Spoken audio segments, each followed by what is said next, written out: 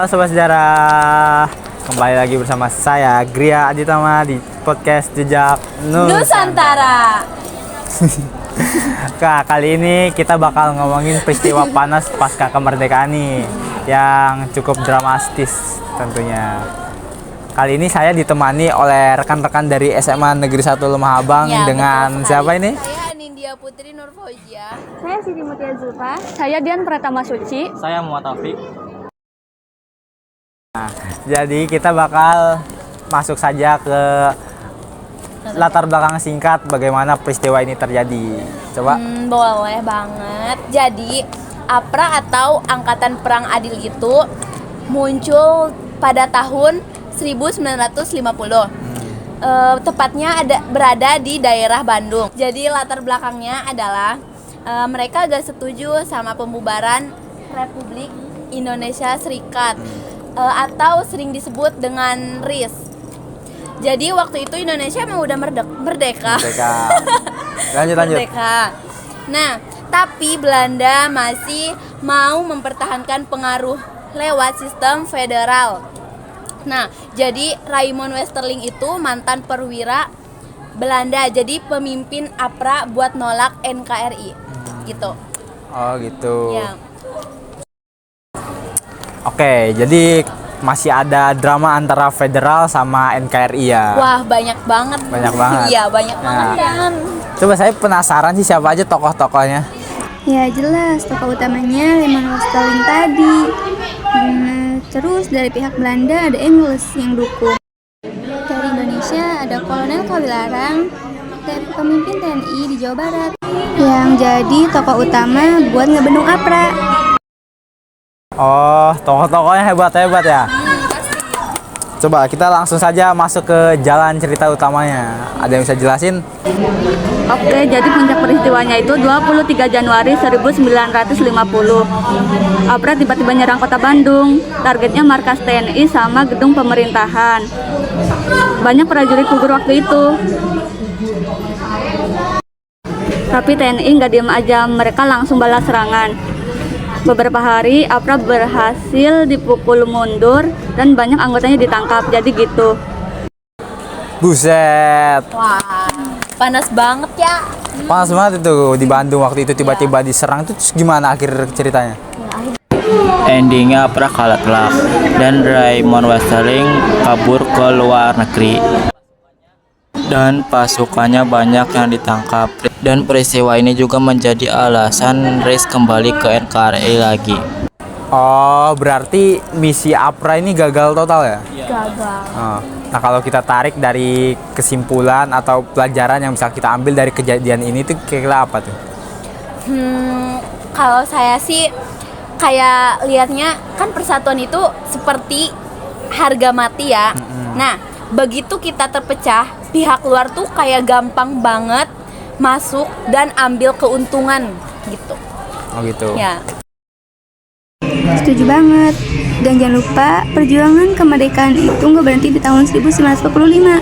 Justru di awal-awal NKRI tantangannya gila-gilaan.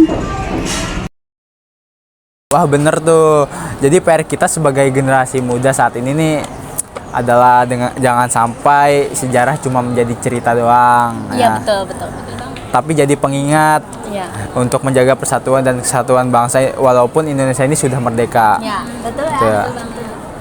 Oke deh, makasih banget nih buat teman-teman yang udah hadir di podcast kali ini, dan makasih juga buat sobat sejarah yang udah mau nonton sampai habis.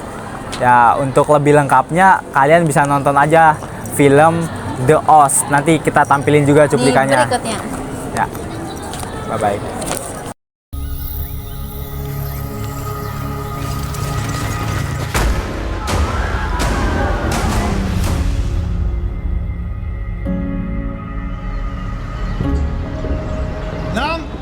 Johannes Leonard Maria de Vries, meneer. Jullie zijn de dappere zonen waar onze natie trots op zal zijn. Het Japanse gif heeft zich genesteld in onze ooit zo prachtige insuline. Gif dat ook in het hoofd van Sukarno is gekropen. Hé, Sukarno! Kom je halen! Nee, goed! Welkom op kamp Martian Liaar. God, nou een uur. Is het hier verdomde heet, zeg. Apa kalian lihat pemberontak? We gaan deze mensen ons nooit vertrouwen. Dat heeft geen zin. Wat weet je eigenlijk van de Turk? Put the stuff back inside and get lost. Ze zeggen het aan niemand hoeft te rapporteren. Ben je hier gekomen om mensen te helpen of om net als de rest een beetje rondjes te lopen?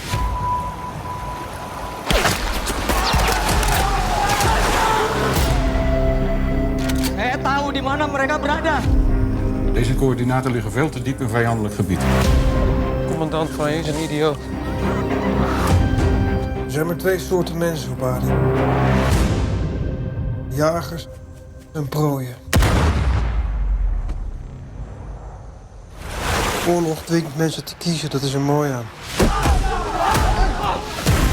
Halo Sobat Jejak Nusantara, jadi kesimpulannya kalau tadi kita udah bahas panjang lebar tentang pemberontakan APRA, ternyata setelah proklamasi kemerdekaan tahun 1945, Indonesia tuh masih harus berhadapan dengan berbagai konflik bersenjata. Salah satunya ya APRA ini. Bayangin aja, tanggal 23 Januari 1950, Bandung sempat diduduki pasukan APRA yang dipimpin Raymond Westerling bareng sekitar 800 serdadu bekas Kenil. Gak main-main, mereka bahkan berhasil menguasai markas divisi Siliwangi dan menewaskan banyak prajurit kita. Tapi untungnya rencana gila mereka buat lanjut ke Jakarta dan menculik para menteri RIS berhasil digagalkan pasukan APRIS. Ditambah lagi ada peran penting Dr. Andes Muhammad Hatta yang langsung melakukan perundingan dengan Belanda. Dari situ akhirnya Westerling dipaksa hengkang dan pasukan APRIS sukses melumpuhkan gerakan APRA. So, bisa dibilang pemberontakan APRA ini bukan cuma masalah militer, tapi juga jadi tragedi politik dan ideologi buat Indonesia di masa awal kemerdekaan. Nah, dari kisah ini kita bisa ambil pelajaran kalau perjuangan mempertahankan kemerdekaan itu nggak gampang, banyak rintangan. Tapi dengan persatuan dan diplomasi yang kuat, Indonesia bisa tetap berdiri tegak. Oke, segitu dulu pembahasan kita kali ini. Jangan lupa ambil hikmahnya. Dan sampai ketemu lagi di episode podcast Jejak Nusantara selanjutnya.